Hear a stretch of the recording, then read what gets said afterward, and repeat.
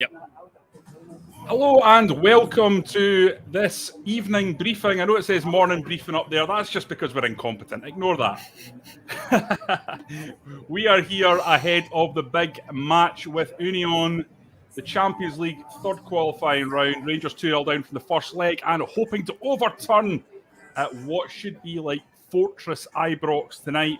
We're hoping for a return to the kind of atmosphere we saw against Red Star Joshua, against Braga, and certainly against Leipzig, because this game, by goodness me, this is just as important. And I know that sounds a bit crazy because one was a semi-final, but the riches that can be gained if you get through these qualifying rounds and into the Champions League cannot be dismissed. It is absolutely huge. Now let's knock into the lineups, Josh, because they've dropped. So I'm just going to read you them right now, straight off the press from UEFA. They haven't even been announced by Rangers yet. Last time I checked, a few seconds ago. So no, I don't think so. We've got in goal John McLaughlin, as would be expected. Tavernier at right back, Barisic left back, Sands and Goldson obviously in defence.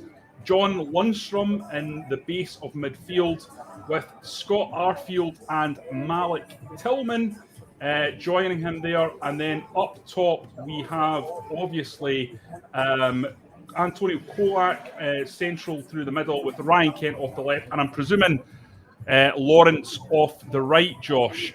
Would you agree with that, first of all? And secondly, how do you think that looks? Particularly, I think a few unusual choices, or choices we perhaps wouldn't have been expecting in central midfield. They have gone, obviously, for Lundstrom, Arfield and Tillman. So there's no sort of midfield base there with Kamara or Davis, as we'd expect. I mean, my initial reaction to that is, where is Stephen Davis? What's your reaction? Yeah, well, it's offensive, isn't it? I mean, I think it's very offensive. Yeah. Do you know what, Johnny? To me, that says Rangers expect to spend the majority of the game in Union's box, because they've got Scott Arfield there, who obviously is kind of biggest strengths, making runs into the area, as demonstrated against Livingston. I'd predict it will be Tavernier wide on the right, Kent wide on the left, maybe interchanging with Barisic at points. Maybe Tillman close to Cholak just behind him. That's because that's what it was at the weekend, with Lawrence and Arfield, one of whom tucking in from the right. But yeah, I mean, it's very offensive. But you know what I mean? To me, that says that Rangers don't expect Union to come out and make this an end-to-end game. I think Rangers expect to have to break down Union. And for me, that is a team that's going to be able to have players like Lawrence and Tillman who can combine centrally. Kent obviously being back to a huge boost. And then Arfield, someone who can attack the ball in the box. So the other thing that Van Bronckhorst said yesterday is Union are very good in transitional moments. You know, we've only really got Lundstrom, Goldson and Sands to control that. So big ask for them, but Rangers need to overturn a 2-goal deficit. That's really hard in Europe. So I think it's the right decision to go for it from the off rather than wait until half-time. But I agree with you on Davis, Johnny, that he is maybe someone who can open up an opposition. But Van Bronckhorst obviously going for it from the off. And he's also gone with Antonio Cholak up front. Now, Josh, I think, to be honest, we would have both done the same thing. Personally, from my point of view, if you're going to gamble on one, that's one thing, but gambling on the fitness of two players, I think, leaves you really open to having a bit of an effect on your team in terms of the energy that you require. So I can see why he's gone for Ryan Kent, given what kind of electricity and spark that Kent can give you in European games. Yeah. And if Morelos is needed off the bench, you've got him there to come on. How was your reading of that situation? Do you agree with that, or would you have gone with Morelos? Yeah, well, I think the difference between Morelos and Kent is that Morelos, it was his first minutes in 5 months at the weekend, and we kind of joked about him falling over in celebration of his goal, but I think it will take him a bit of time to get his match sharpness up. Whereas Kent has had his full pre-season, he's only had a week out. That's not, I think, long enough to lose your match sharpness. So it's probably an injury that it was more about maybe aggravation as opposed to him kind of losing his sharpness. I kind of was speaking earlier about do you have them both on the bench, presuming that Kent wasn't fully fit. I think it's the right decision because to not start Morelos purely because I don't think he's got the ability to do 90 minutes based on what we've seen at the weekend and just common sense after 5 months. And, paint the picture, Johnny, 1-0 Rangers with 60 minutes gone. You can bring Alfredo Morelos on. That gives the crowd another lift. We know how important the crowd will be tonight if Rangers are to overturn this. I think this allows them to have a fast start but also have strength from the bench to bring on. But that starting 11 tells you what game plan Rangers are going to go with. They're going to go for it.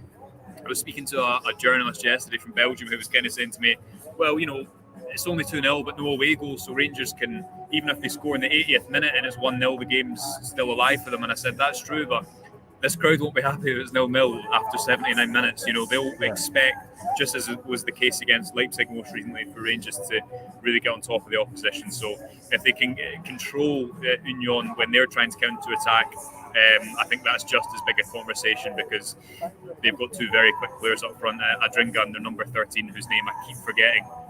But they're quick, Johnny, so it'll be a big task to try and contain them as well and keep Rangers pinned in the opposition half. Yeah, no, listen, absolutely. That's a great point. Just with regards to the Van Zier is the number 13, mate. Van Zier, right, okay. Who I think was very impressive in that first leg. I've got to be honest, he definitely stood out to me. Now, listen, that is a great point you make there about the Belgian journalist there. He's absolutely spot on. I think this speaks to Scottish football culture sometimes. Listen, we want crash bang wallop. It's the way we grew up. But many, many times, if you're going to overturn a 2-0 victory, you have to kind of be patient and stay in the game. Because if you're staying in the game with 10 minutes to go, Josh, that's it. One goal changes it. I always remember Rangers beat Borussia Dortmund 2-0. I think it was 98, 99, 2000. Yeah, it was 99, 2000. And I was one. Pardon? I was one. Yes. Well, it was the game where you would have seen the goal. Rod Wallace capped off a brilliant passing move from the back all the way through. It kind of summed up Dick Advocaat's football. It was a gorgeous goal. And Rangers were unlucky not to win by an extra goal at that night. I think 2-0 flattered Dortmund. You went away to Dortmund and they were 1-0 up with in the game, and they just kept knocking at the door and kept knocking at the door, and you thought Rangers were going to get there. And I think they got a 94th minute goal to make it 2-0, take it into extra time, and Rangers get put out on penalties. So that's the one that sticks out to me in terms of a team overcoming a 2-0 deficit. And I think you need that mental strength. And sometimes you have to almost kind of move yourself above the emotion of the crowd and say, we're still in this at 0-0. The worst thing you can do is lose a goal and be in trouble. But again, and this is an important point, Josh, 2-0 defeat in the first leg 2-3 years ago. If you lose a goal, it's over. Yeah, it's gone. It's not the case because Rangers can win 3-1. And if you win 3-1, you push it to extra time. So it's kind of almost having that mentality of we go, and it's a 90-minute game, and you go after them no matter what. Keep going, roll with the punches. What is it that Rocky Balboa says? It's not about how hard you hit. It's about how hard you can get hit and keep moving forwards. Rocky Balboa. I didn't know that, so I'm glad that you. I have watched that movie before you criticised me. I thought you were a cracker. I'm glad that wasn't rhetorical. That was rhetorical, rather. Yeah, I mean, you're totally right. If the away goals come into consideration, it's just a completely different game. Rangers beat Leipzig 3-1. They beat Braga 3-1. Their expected goals against Braga was over 6. It was a European record competition. And I was speaking earlier about the fact that if you remember back to that Braga away leg, Johnny, and there was a lot of criticism after that. What is the style Van Bronckhorst is trying to implement, etc., etc., etc.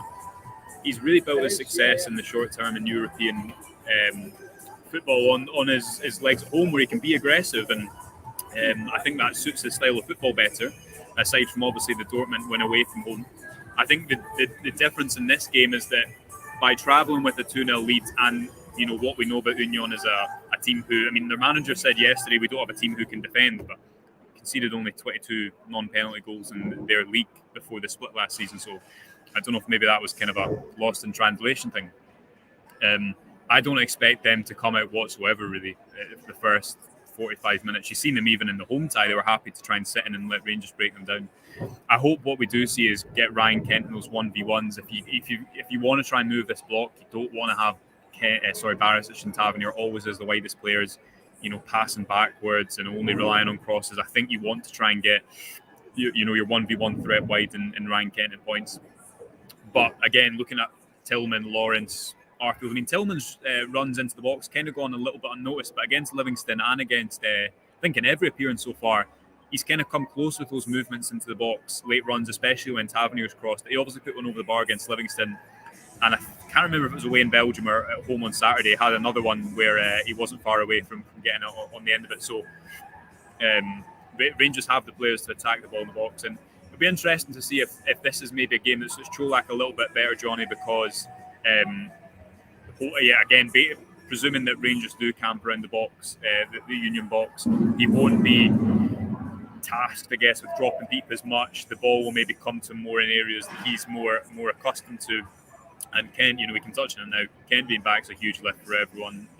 This is kind of where he comes alive, in my opinion, in these European games. I think he believes that, and I think you can see the belief that he has in these games. Union also conceded 5 penalties last season. Rangers won a number of penalties, a good few with Ryan Kent on the run to Seville last season. So lots of interest in different facets about tonight's performance. And I noticed on social media that Rangers are going to cut off the PA at 7:30. Is that right? Which I think was the same against Leipzig, maybe it was Dortmund as well. But yeah, you're right. This might not be the same name as a Dortmund or a Leipzig or whatnot, but this is a huge game, even in terms of the money Rangers get by getting to the next round, but obviously the importance of getting to the Champions League. So hopefully it lives up to occasion. But what you would say from the body of evidence of Van Bronckhorst in Europe with Rangers at Ibrox so far is that it normally does. And I think that's the expectation that people will travel to Ibrox with tonight. Yeah, absolutely. Listen, Joshua, you're getting a wee bit of Maxwell99 saying Joshua wasn't born when Rocky came out laughing. It was actually Rocky Balboa I quoted. I wasn't expecting Joshua to be around in 1977 when Rocky first cropped up on cinema screens. Johnny, you weren't even around then. I wasn't even born in 1977. Black and white times. Like me. So, 2006 was when Rocky Balboa came out. So, Josh, you really should have seen that, and I'm glad you have. Now, listen, there's one other talking point I think we need to get stuck into, and that is the left back slot. Now, we've seen Ridvan Yilmaz was kind of, I think, probably largely expected to slot in there, given the price that's been paid for him, blah, blah, blah. But Giovanni Van Bronckhorst has stuck with the tried and tested in Borna Barisic. And to be fair, Josh, this side tonight has got a stamp of the old tried and tested about it, doesn't it? Yeah, I mean, Arfield, I don't think anyone called Arfield, Johnny, whatsoever. No. But again, just to go back to the initial point, I do think that kind of tells what type of game Van Bronckhorst expects that to be. I think if it's an end-to-end game in which you're going to have to progress the ball beyond pressure a lot, we've seen Van Bronckhorst so far this season go with his 2 number 6s, even against Kilmarnock at the weekend. So I think it's quite telling that he goes with really 3 attacking midfielders in Arfield, Tillman and Lawrence, and then obviously Ken with Čolak as well. Barisic and Yilmaz, I think it's probably the sensible decision. I was speaking to Tom Miller, the Rangers TV commentator, just before there, who obviously, I think he had a great interview with Derek on our channel a wee while ago, and we were saying, what do you think about the left back position? And Barisic has had a number of good performances in Europe, and one of which was that Braga game when within the opening 10 minutes, that's what we were talking about. We had 1 goal that was chopped off with a kind of handball. But his delivery, if he plays well, can be such a weapon. And you just don't know the fact that he's fighting for that left back position. Hopefully brings out the best in him. Whereas Yilmaz, I think you could see at the weekend, he's still adjusting to his teammates. The manager effectively qualified that after the game. So I'm not too surprised that he's not in the starting 11. But lots of options off the bench. An attacking team. I think the crowd will respond to that. The prospect of bringing Morelos on, be intriguing to see what happens, Johnny, but really looking forward to it. Lovely night at Ibrox, actually. Quite a nice quite a nice day in Glasgow terms. So hopefully the kind of football lives up to it. It was quite similar with Malmo last season when the weather was nice. So hopefully there's no correlation there. Let's not talk about that one. I mean, the one thing that I like about this Rangers squad, especially in attacking areas, Josh, is there are so many options. You just mentioned it yourself there. And attacking players at the kind of level that Rangers are shopping in, they're going to be flaky.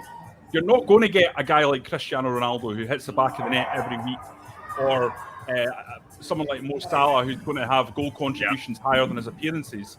It's just not going to really happen. So what you need to swap players in and out and have options. And I think when you look at that Rangers bench tonight, you know that come 60 minutes, if they're still in the game, if it's a draw, if they're a goal behind, there's enough talent on there that on their day, if they come in on the mood, they can come in and swing the game. Now, listen, looking back to Rangers past, something I always remember this was when Rangers had Lovenkrands and McCann on the left. And basically, if McCann wasn't playing well, you'd bring in Lovenkrands and vice versa. And they gave you a level of consistency because one knew that if they were going off, then the other was going to come on and take their place.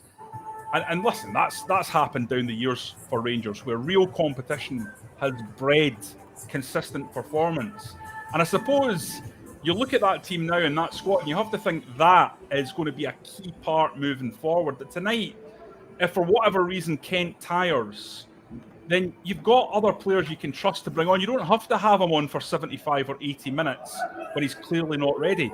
You can give him 45, 50, 55 minutes and say, well, there's players on there, on that bench that can come in and actually make an impact in his position.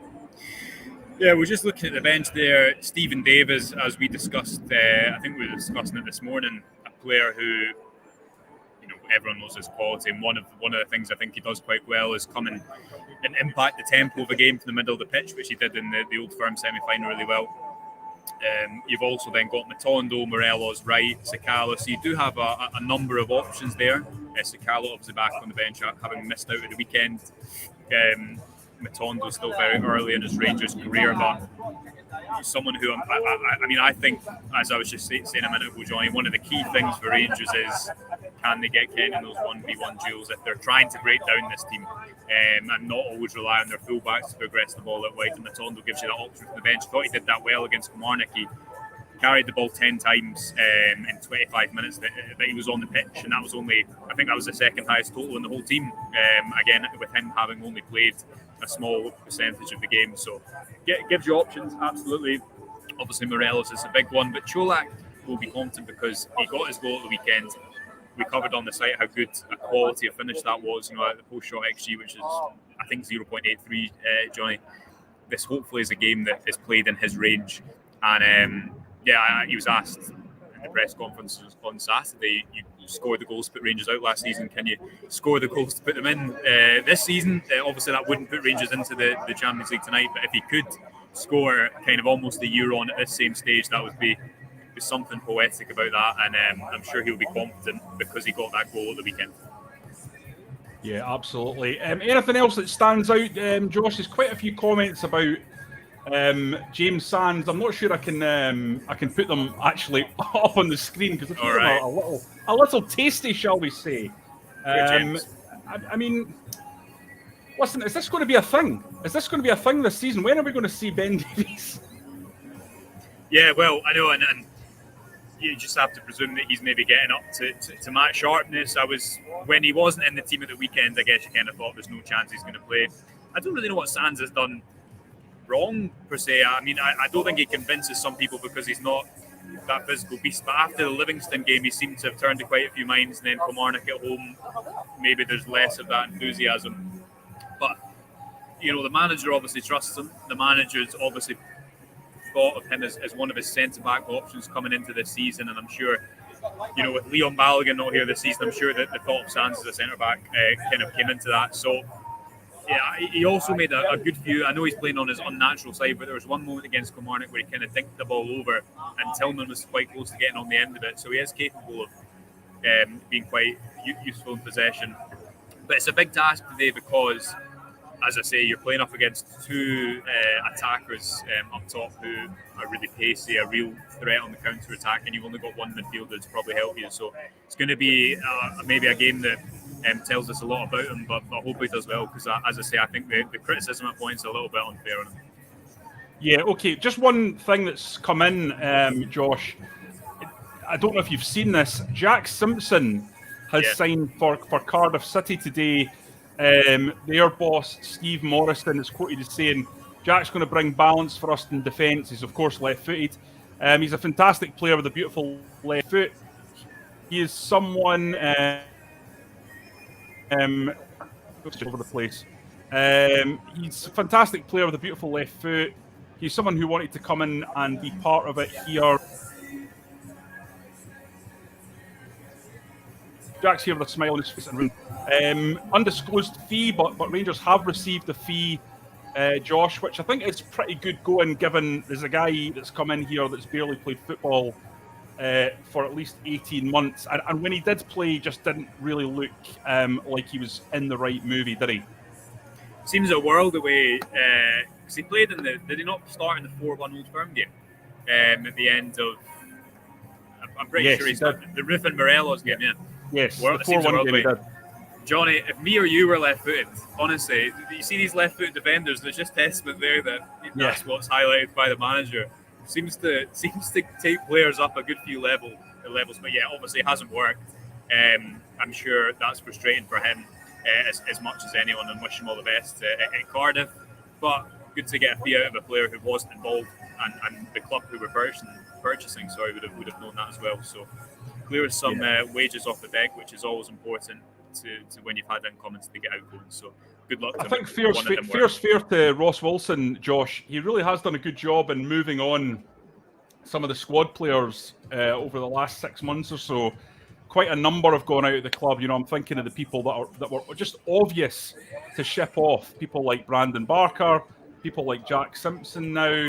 You know, the Rangers squad still has a bit of fat on it. There's no doubt about that. I think there's still some more work to do in terms of ensuring that it's tight, especially around central defensive areas, I'd suggest. Yeah. But he has done well in terms of moving people on and kind of just making space for this new tranche of players that have come in over the summer to really come in and hit the ground running. Yeah, I mean, some work and some don't, Johnny. You know, you look at the cross-border fees paid for. I know Simpson came in it was a free contract that was agreed early, I think, was it not? But you know, Bassey and Aribo, obviously the standout ones. Some won't work. And Simpson's a player that didn't work. Gerrard, even up until last season, I think again Simpson came on against St Johnstone, maybe away from home when Hollander got that injury. Correct me if I'm wrong in the comments. And I remember Gerrard there kind of bigging him up somewhat. So maybe one of these players, the same with Barker as well. We were forever hearing how good he was in training, but just maybe couldn't replicate it in matches. And he's obviously went down, I think, to the There's a chance to pick up a match sheet, Josh, behind you. Maybe you want to get a lot of people collect them, but I kind of prefer the programs. But it's a bit. I'm struggling to store them now in the study. So yeah, well, you want the big ones, don't you? Like the Scottish Cup final and things like that. You know, and I think that's a nice thing. I think I sent mine off to someone actually who said that they were they wanted it. So I got you one in Seville, didn't I? You did. You got me one back from Seville, which I'm thankful for. You managed to nick one off another journalist, I presume. So yeah, listen, that's been great, Josh. I'm just looking to see if there's any other questions. A lot of people coming in with predictions. 3-0 inside 40 minutes. I hope 5-0 or 6-0 to Rangers. 2-0 in extra time, says Teddy Bear. Webster says 3-1 to the Gers. A lot of people asking about, is the game on TV tonight? No, it is not on TV, but you can watch it. Rangers TV have exclusive rights for the game tonight. I think it's $9.99. Go to Rangers TV, do a wee Google search, you'll get it there.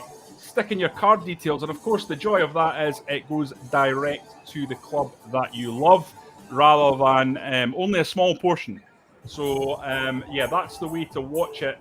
All the smart TVs now, Josh, have an internet section where you can look at the browser and stuff. I know mine does, and mine's a few years old now, so I need to buy a new one if I'm being honest. Telling the wife we need to get an 85-inch screen. It's absolutely necessary. I don't know if you agree with that or not. Just back me up. Just nod your head. Yep, 85 inch. Need the raise for that, Johnny. But If I get that at 85, that'll be nice to watch the football on. But yeah, it'll be good. Looking forward to it. Great game. We've got Craig here with us as well, so we'll have loads of coverage here. We'll be live. I'll be live after the game as well, just so everyone knows that. Get your notifications on. We'll have all the press conference reaction, loads of stuff tomorrow, all the analysis, whether it be good and looking at what went well or what went wrong, and we'll obviously be live in the morning as well. So tons on the website, guys. Absolutely tons on the website. Reaction immediately on the whistle from the game and all your usual stuff there. If you want to support what we do, obviously go on to the rangersreview.co.uk/subscribe. It's £1 for 2 months, I think, at the moment. Or is it £2 for 2 months? Two for 2 months, but come £2 on, for that's 2 months. less than a paper a day, Johnny, for 2 months. That's right. That's not bad going for a full month's coverage, and certainly you are getting absolutely tons in terms of bang for your buck with the Rangers Review. So until next time, we're going to call it a day. We're hoping that we come back to you next time Josh speaks to you. He will have the glow of victory across his young mug, and he'll be looking very, very smug indeed. Until next time,